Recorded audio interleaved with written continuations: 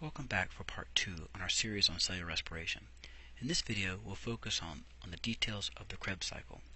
At the end of our last video, we had finished glycolysis and we had taken an accounting. We had made 2 of our 36 ATP, but we hadn't gotten much else done. We'd broken glucose in half to pyruvate, and we had made 2 NADH. They're going to go to the electron transport chain. That'll be video 3. But these 2 pyruvate, they head to the mitochondria for the Krebs cycle. The pyruvic acid, or pyruvate, enters the mitochondria. But before we can start the Krebs cycle, we need to prepare the pyruvate in what's called the prep step. A coenzyme called coenzyme A binds to the pyruvate, and NADH is reduced to make NADH. In doing so, a carbon dioxide is kicked out. That's the first of those we've produced. It will be released as a waste product of respiration.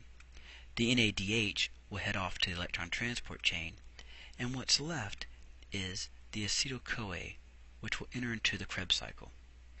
Let's draw this in a useful way. Here's the first, or the preparatory step. We're going to prepare for the Krebs cycle. It's the molecule acetyl-CoA, a 2-carbon molecule that enters the Krebs cycle. So 1 carbon is already taken care of. Now remember, we made 2 pyruvate in glycolysis, so we have to double all of our numbers. As acetyl-CoA enters the Krebs cycle, it reacts with oxaloacetate to make citrate, thus the citric acid cycle, another name for the Krebs cycle. So we can draw that like this. Oxaloacetate picks up acetyl-CoA, the coenzyme A gets kicked out, and we have citrate. Now, what we have after this is a series of transfers, or a series of reactions where we're going to convert the citrate as a cycle, so we're going to get back to oxaloacetate. And in the meantime, let's look at what we produce. In the first conversion, citrate is converted into an intermediate with the input of high energy electrons, and kicks out high energy electrons to reduce NAD+ into NADH. In doing so, each citrate loses a carbon, so we make 2 carbon dioxides because we have 2 citrates. I'm not going to require you to learn the name of this intermediate, and I'll show you why in just a moment. But that intermediate is then converted into a second intermediate, and we have the same process. We reduce 2 more NADH+ and 2 more to make 2 more NADH, and we kick out 2 more carbon dioxides. Now, we need to double the numbers here for our intermediates because we have 2 of everything, so I'm going to grab a pen. I should have a 2 in front of that and a 2 in front of this. Now let's not forget the point of what we're trying to do. We're trying to make ATP, and so far we've not made any. In this next change, intermediate 2 becomes intermediate 3, and in doing so we do make our first 2 ATP, 2 intermediates to make 2 ATP, and we do this by substrate level phosphorylation. We have 2 more reactions to go.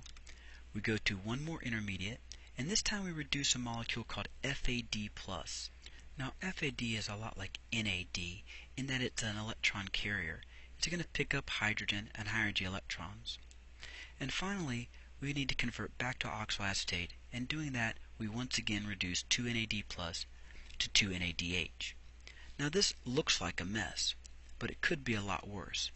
Here's a diagram that I found in a textbook that shows the citric acid cycle, and you can see it could be a lot worse in terms of what you're required to know for our course versus what you might need to know for some other biochemistry course or such. You can see all the names of all the intermediate molecules, which you don't need to know, but you do need to know the first that picks the oxaloacetate that picks up acetyl-CoA, and the first product made, citrate. And the reason I show it to you like this is I do want you to understand that it's a series of reactions of intermediate to intermediate to intermediate, and that it's not just a kind of a simple thing. And like I said, you don't need to necessarily know the names of these intermediates, or you don't need to know them at all. But I do think it's important to understand that it happens in stages, that we're getting this energy out of these molecules, these high energy bonds that are now in citrate, that were in acetyl-CoA, that we're tapping into that energy and getting it in little pieces, and then we still have to get to that energy because we've only made 2 ATP.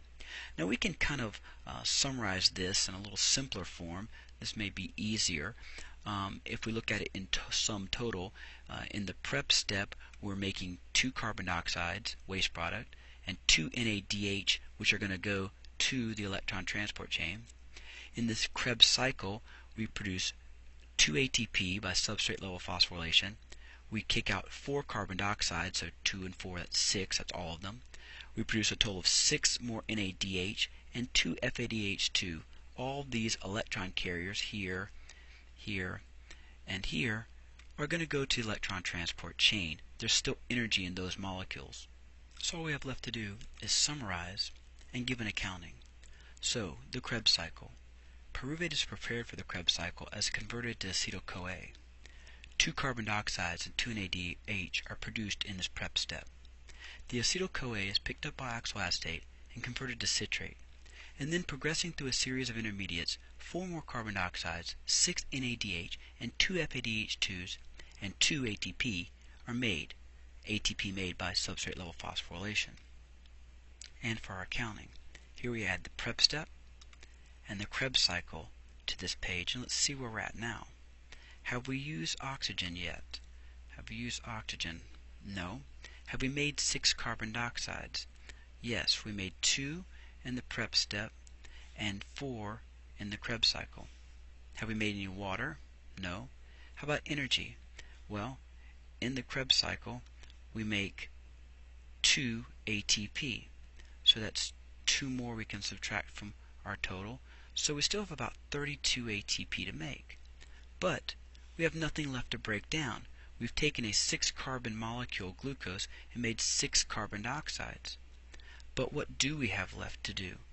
What can we still tap into? Well, if you can see along the way, we've been picking up NADHs, 10 of them, 2 from glycolysis, 2 from the prep step. Here we go. Oops, let me turn my pen over. 2 from glycolysis, 2 from the prep step, 6 from the Krebs cycle, plus these 2 FADH2. All of these molecules are going to be sent to the electron transport chain for electron transport phosphorylation. There's still a lot of energy that we have to tap into in these molecules. In fact, the majority of that energy. And notice we've yet to use oxygen and we still haven't made water, so there's a lot more to do. So come back to the next video on electron transport phosphorylation. You can find the link here.